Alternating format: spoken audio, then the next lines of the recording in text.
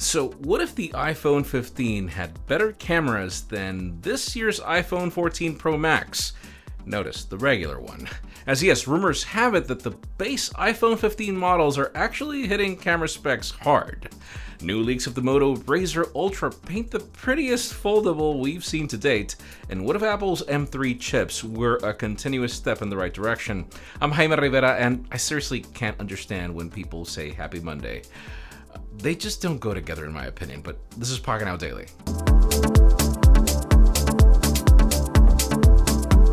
The official news today, again, are non-existent, so let's start today's video with Apple and the specifications of the M3 chip.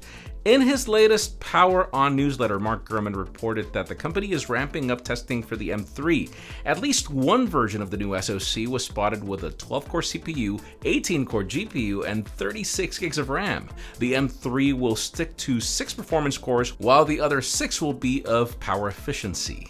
That increase is similar from the M1 generation to the M2, and then Gurman also suggested that the M3 Pro and M3 Max will have similar gains, and that the latter will have a 14-core CPU, 40-core GPU, while the M3 Ultra might double everything, reaching a whopping 80-core graphics units. There's nothing confirmed, but we should hear more during WWDC next month, even if I do think it might actually be announced in the fall. Now let's talk about Samsung and a new feature that could arrive to the Galaxy Z Flip 5, or should I say old feature. Every single time I do a review of any Galaxy Z Flip, I always read how much some of you would like to have DeX functionality. It's been a staple of Samsung Galaxy flagships for the last 5 years, and even if it's not something most people use, you kind of wish you had the full versatility of a PC-like UI if you have the tools to take advantage of it, particularly because you're paying flagship money for it. Well, according to Sam Mobile, that is about to change, as apparently one additional way to differentiate the Z Flip 5 is that it will be supporting the feature, making this one of the smallest Galaxy flagships providing the service. We can assume that it will work in all ways DeX operates on all other devices, whether with a compatible HDMI cable, wirelessly with TVs and monitors that support Miracast, or if you have a PC or Nreal glasses through USB-C. The source does not reveal any details about the feature or whether older clamshell foldables will receive it through a software update, but we'll keep you posted. Moving on, let's now talk about Motorola because we have images showing how these RAZR models are panning out, and I love this idea that it seems that we're having two devices. Today we get to see some interesting images of the Ultra model, which is expected to arrive alongside the base one. Last week we saw the RAZR 40, and now it's time for the Ultra's turn because we have some new renders. Evan Blast shared the images from which we can confirm that it will be available in 3 color options: black, blue, and Barbary. I know, that's a weird color name. Clearly, the most outstanding thing here is this outer display, which is by far the biggest we've seen on a flip phone. It takes up almost the entire available screen, even wrapping around the cameras and flash. This new RAZR 40 Ultra is expected to feature the Snapdragon 8 Plus Gen 1, and I know, not the latest, but still pretty great. In addition, we have 144Hz refresh rate on the main display, up to half a terabyte of storage, up to 12 gigs of RAM, and the 3640 mAh battery with support for 33-watt charging. The launch could happen within the next few weeks, so stay tuned.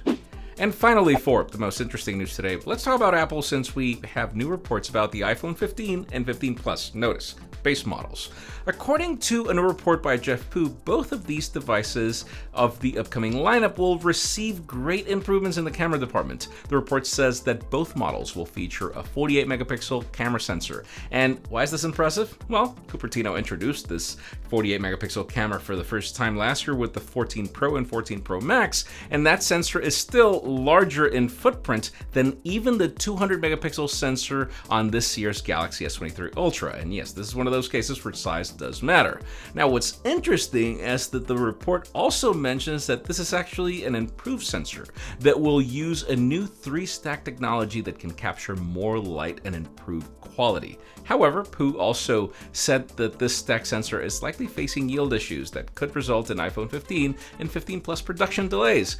As of now, the devices are still expected to arrive in September, but who knows? More rumors about delays could surface in the upcoming months, so we'll keep you posted. And that could also mean that we're not getting the cameras in the final design. But anyways, in today's question, let us know, do you trust base iPhones when it comes to photography? Because I do.